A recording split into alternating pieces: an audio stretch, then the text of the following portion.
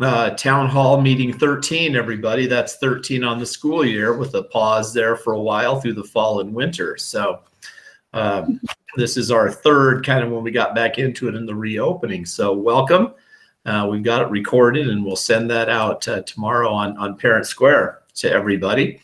What you're looking at on screen right now, I think you're still looking at it on screen, is our 3 keys graphic that we've been talking about in these reopening meetings, that we are really trying to drill the expectations down for students very narrowly to just these 3 things that they can, if they keep those in mind, they are going to be successful, and we're all going to be healthy and successful throughout this. So masks, distance, and hand washing. That's just what it comes right down to. The rest of the things are for the adults to worry about and manage through this. I do want to welcome everybody, our district nurse that works with us here at Butte Creek, Sue Ellen Nida. Thank you, Sue Ellen, for being here. We appreciate it.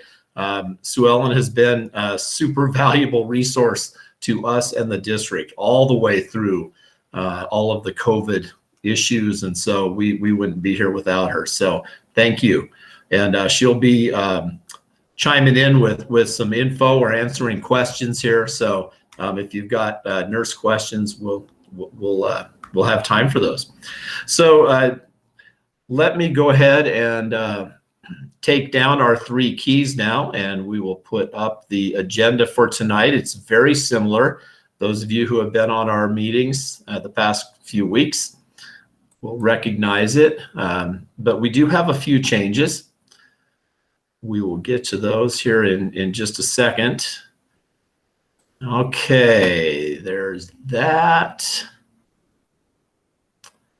I got to teach kindergarten, 1st grade, and 2nd grade PE this morning, and with a series of things to share and fun movement videos, and boy, that was a test of my abilities. Let me tell you, I had to ask for the kindergartners' patience several times, you know, while Mr. Palmer got everything shared, but I got it done.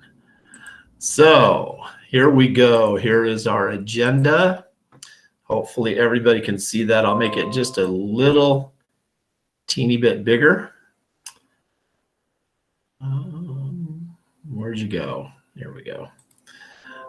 All right. You guys do me a favor. Somebody, you know, if you don't see what you're supposed to see, or if I'm not scrolling down to keep it in view, turn your mic on and let me know, okay? I'd appreciate it. It looks good. Thank you.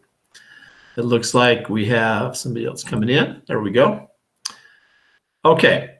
All right, we're going to cover, like we did last week, just a couple of miscellaneous topics, just really quick while we've got everybody. Just a reminder, one final reminder, Friday this week is the last day for LIPI classes for our middle school kids. So those have continued and will go up until Friday, and then we'll be full throttle toward hybrid.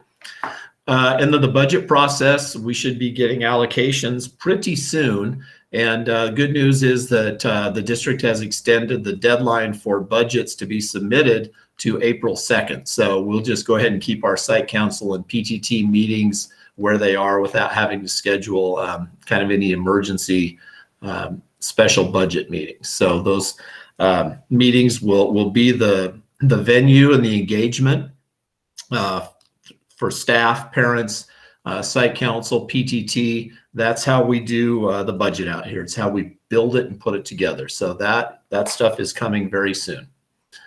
All right, folks, on to hybrid information. We do have some changes in our enrollment for Fox Hybrid.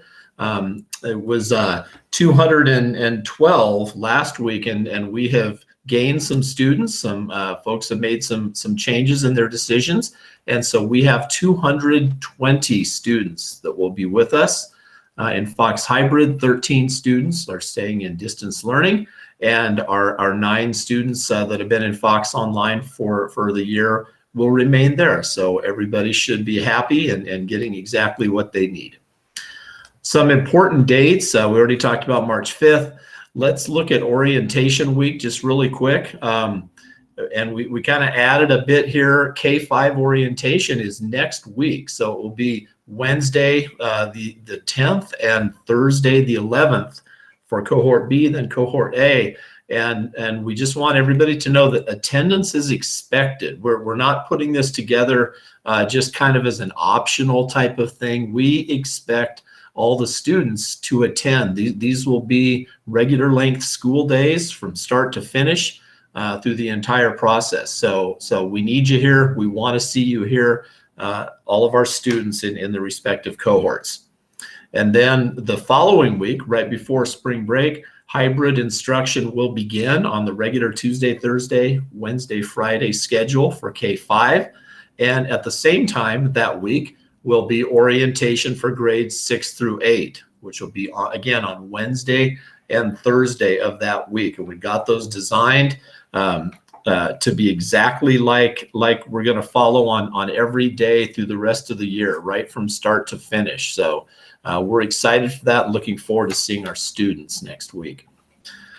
Spring break is the 22nd to the 26th. And then after that, we get into full hybrid for our middle school kids. A reminder, everybody, that those who are choosing to stay in distance learning, it will be very similar to what we've been doing all year so far at Butte Creek. Most of our schools in the district are similar in that regard. But the schedule will be different because students are coming to their distance learning teacher from all of our schools, really. And so who are on slightly different schedules. And so it just can't look exactly the same, but it will be close. And those children, our Butte Creek students, will be taught by an excellent Silver Falls teacher. It will not be their Butte Creek teacher because all of our Butte Creek teachers will be here teaching students in person for the hybrid.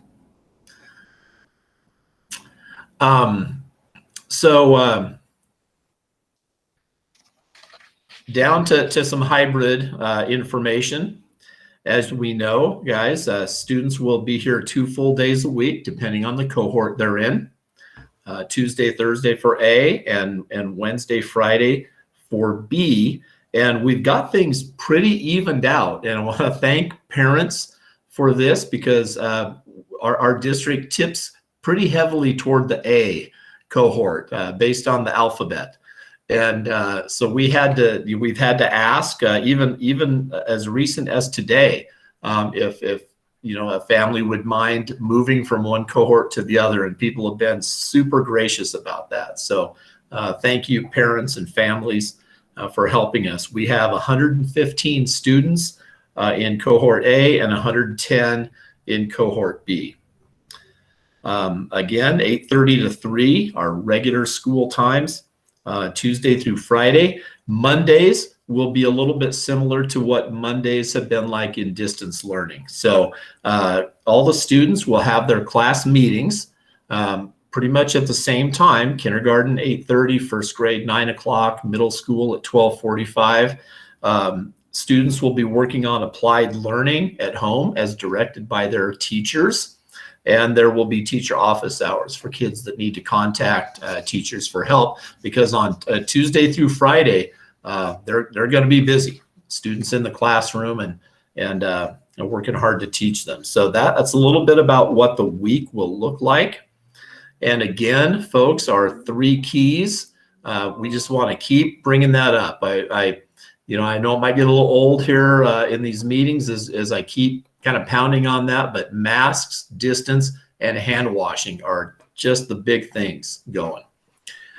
We can only have essential visitors and volunteers, and we know that's going to be a change for many. We love having our parent volunteers and grandparent volunteers and everybody come in and help, but we hope to get back to that next year in the fall, but we just can't do it right now. So we hope everybody understands. And so far, with our Lippy classes and everything like that, that's what we're seeing is a lot of understanding for, dropping kids off at the door, or out of the car and not coming in. So we'll get back to that eventually. I wanted to talk a little bit about arrival and dismissal.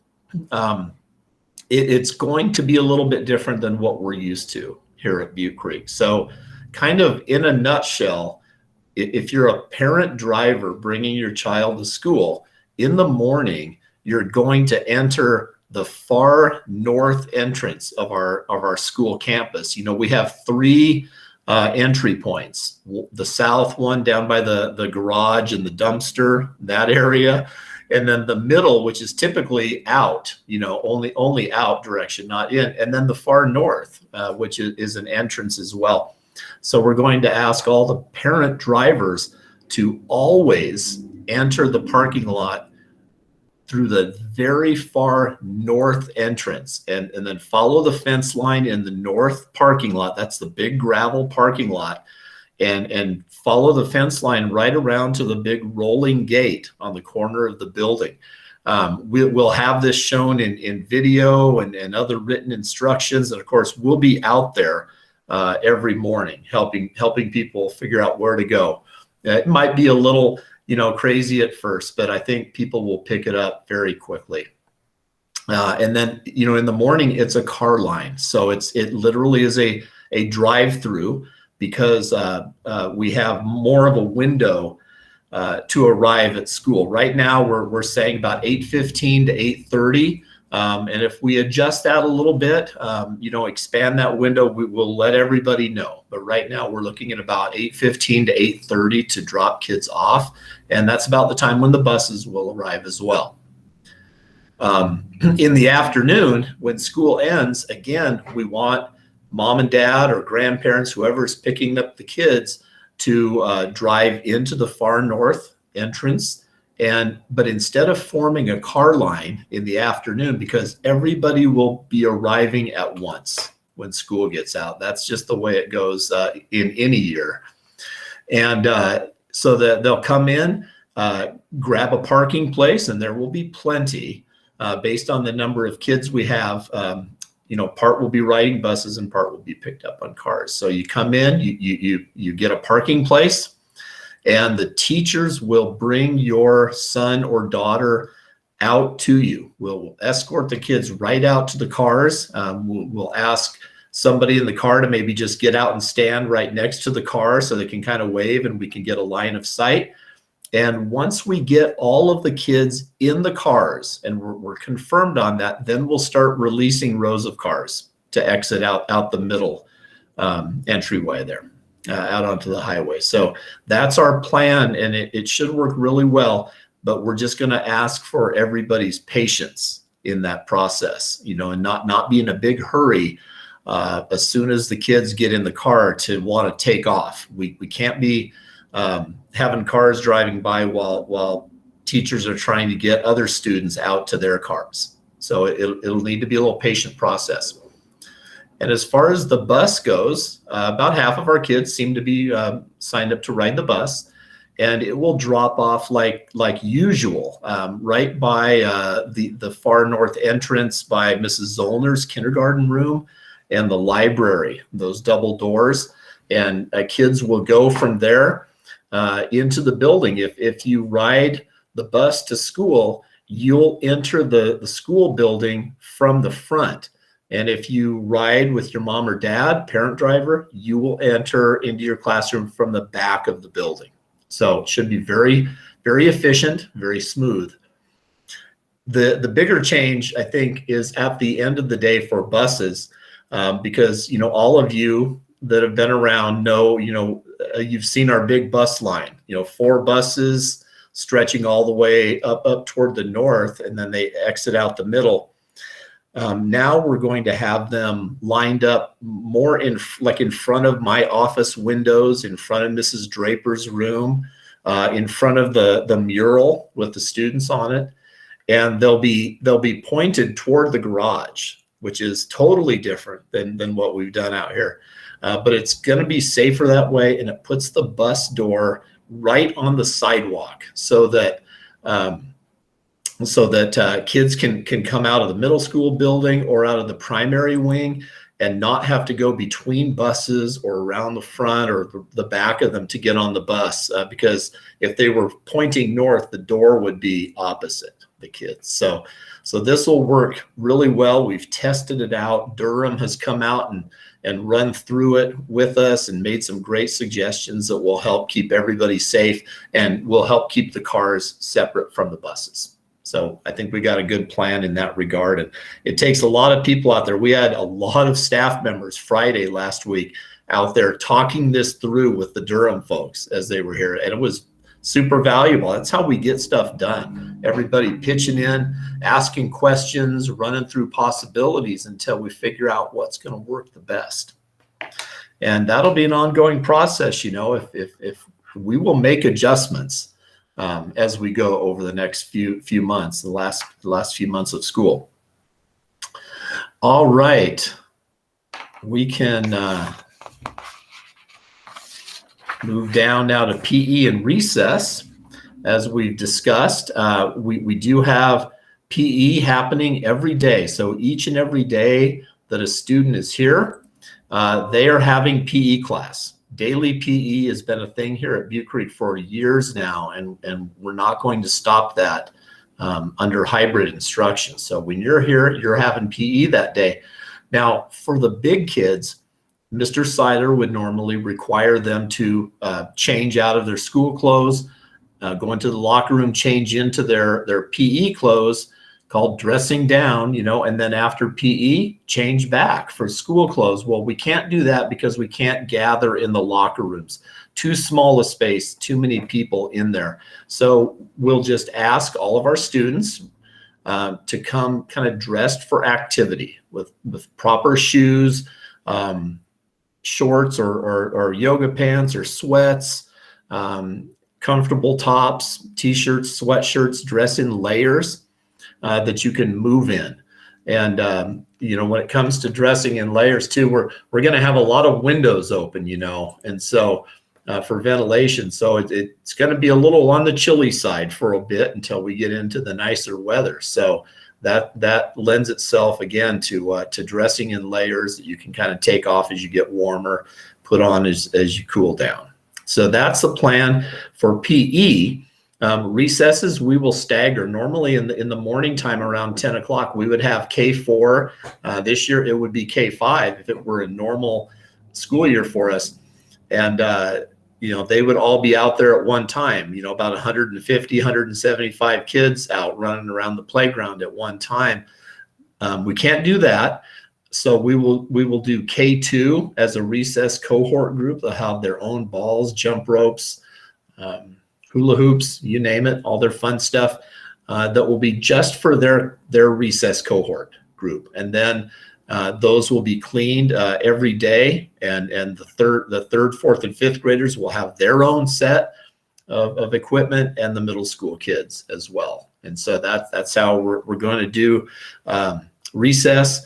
And instead of zoning off the playground area into several different small little areas, trying to keep kids from moving into different zones, we don't have to do that. So when we're out on the playground, everybody that's out there has access to all the structures, the slides, the swings, the billy goat climbing rock, the raccoon log, all of those areas that make recess really fun at Butte Creek. Big change from last week, because last week we were eating lunch in the classrooms, and now we're eating lunch in the cafeteria. So we have put together a plan, realized that our cohort numbers are such that we can fit the kids safely into the cafeteria. The most kids that will ever be in the cafeteria at one time right now, I think, are 37 or 38. So we can distance them, put them on ends of tables, and keep them nice and safe in there, but still allow them to chat and visit with one another a little bit. We've had several staff in there that the tables right now are laid out, right? Should have taken a picture of it. I guess I could have put a picture up here, but you'll see that soon enough. But it looks great in there. And Raphael's happy. He will have one floor to clean after meal time instead of 14 in the different classrooms. So we're happy about that as well. Won't need to be transporting milk and food and everything down the halls and into all the rooms, especially our couple of classrooms with carpet floors. So this should work out super well for everybody. We've got this beautiful cafeteria. We might as well use it when the numbers allow for it.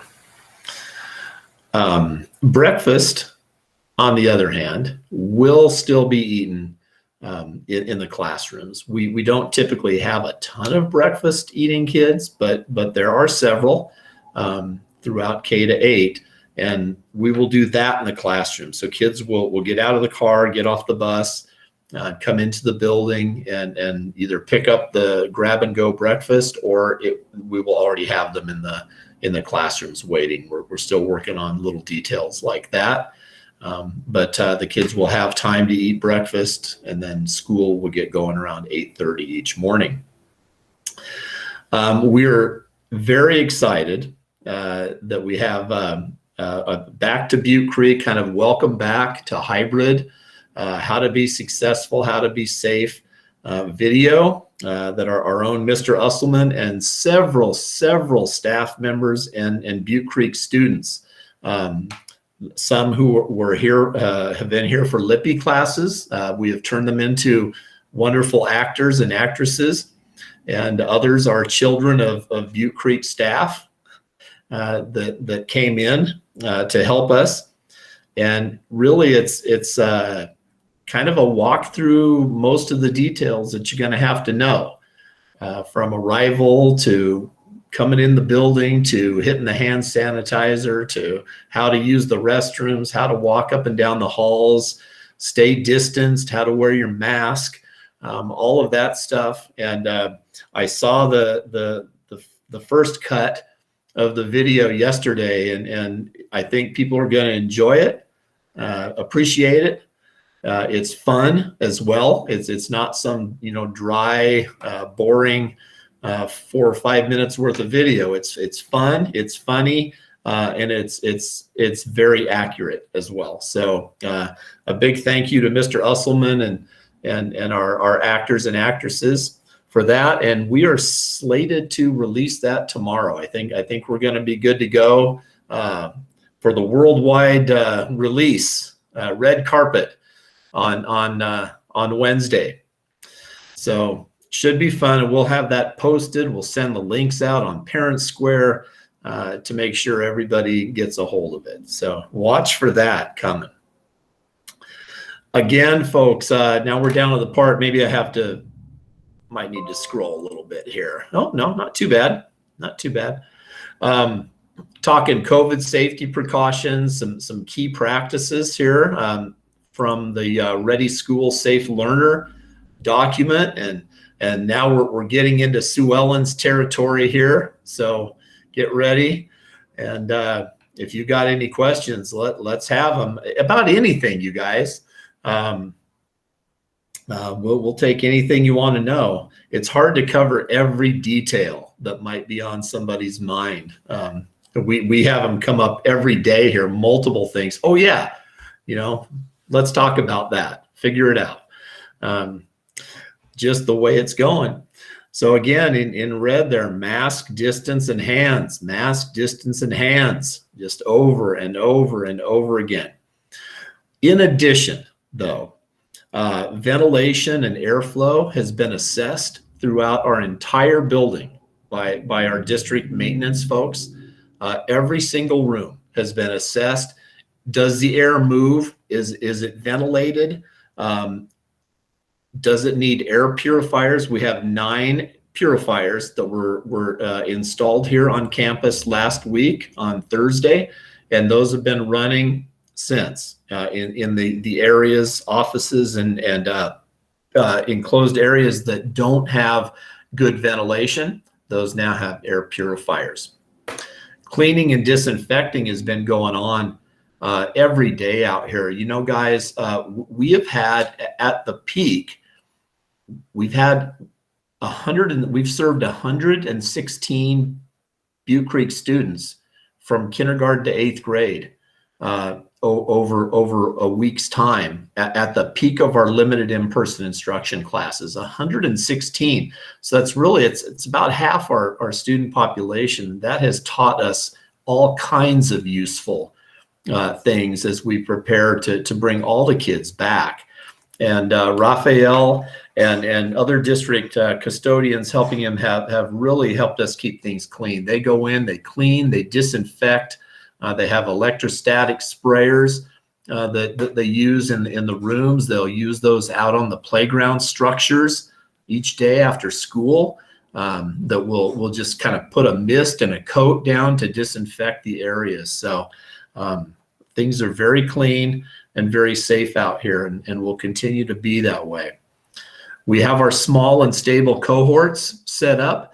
If you know about the Lippy program, during those programs, kids were limited to 2 hours a day on campus for limited in-person, and they're limited to 2 cohort groups in a week. The bus counting is one of those. And so if you rode the bus in for limited in-person, you could be in one other location or cohort group really over the week. And so that's not a lot, but cohorting for hybrid is different. You can be in contact with no more than 100 people. That's kids and adults together over the course of a week. And we are not going to pass that at Butte Creek. The way we've got our cohorts designed, our recesses, our lunch periods, the 2 buildings help with the separation between middle school and the primary wing. So we are going to be well under that 100-person limit all the time out here. PPE, protective equipment, we've got on board. Sue Ellen has been a huge help with that, getting us all set up here as far as masks and other supplies, setting up our sick room for us to where it's a very safe place and with an air purifier. So we are good to go in that regard. And that will help us if any adult or student needs to be kind of quarantined, if they are ill, symptomatic. We've got a very safe place for them to be until we can get them picked up and on the way home. So that's what we got, and we are breezing through our agenda. Let me tell you, if anybody wants to stop and ask some questions or make a comment, that would be okay. And if not, I will also say we've got some links here. You make sure we're seeing those before I talk about them too much. Some great documents, again, that our maintenance and nursing staff have put together. Can my child go to school today? Kind of a flow chart. If this is happening, then you need to do this. But in general, guys, the key is, in past years, we've talked about this before, Butte Creek staff and students wake up feeling a little bit yicky, headache, a little sick.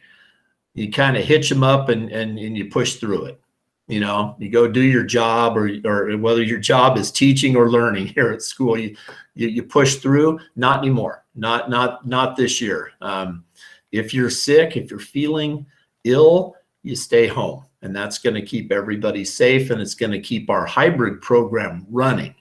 And so that is just really number one, guys. That's the big deal here. And we have seen that throughout Lippy. Our parents have been so amazing. If a child is kind of feeling bad, they keep them home. If brother or sister at home is feeling ill, they keep the other student home, so that they have made that connection, and we have made our way through Lippy very successfully without having to shut down. So that's a huge kudos to everybody, and we'll keep on doing that. So some links there, everybody, parents, staff, whoever's watching, open those up, put them on your refrigerator door or on your bulletin board at home so that those are front and center all the time. And you can always refer to those if you've got questions. So we've got COVID communication flowchart and ventilation flowchart as far as how those assessments were done. And when it comes to that COVID communication flowchart there in the middle, that is one thing Sue Ellen and her fellow nurses have been nonstop. Whenever staff or student in any of our 13 schools in the district fall ill, we contact Sue Ellen. Staff member wakes up not feeling good, has to call in sick, they call us. Who do we call next? Sue Ellen. Student gets sick at home, parents call us and say Johnny and Susie can't come because they're not feeling well. Who do we call? We call Sue Ellen. Kevin, they got it. Hey, you repeat and you repeat and you repeat. You got to say something, what, 7 times, I think. Isn't that the thing? So I'm going to say it 7 times or more.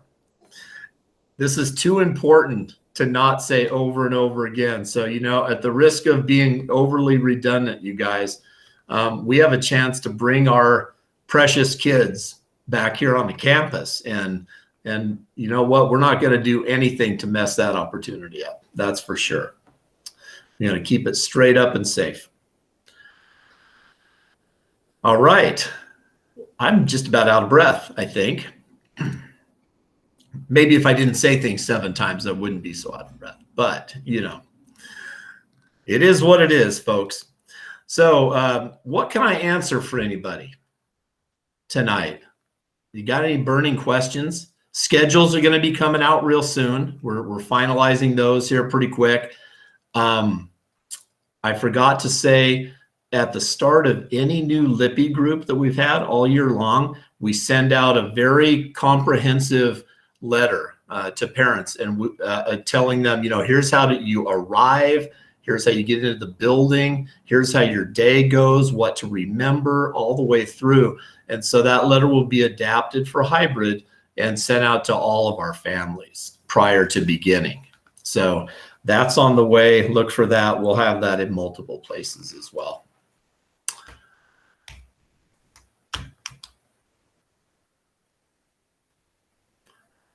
But other than that, now I'm done.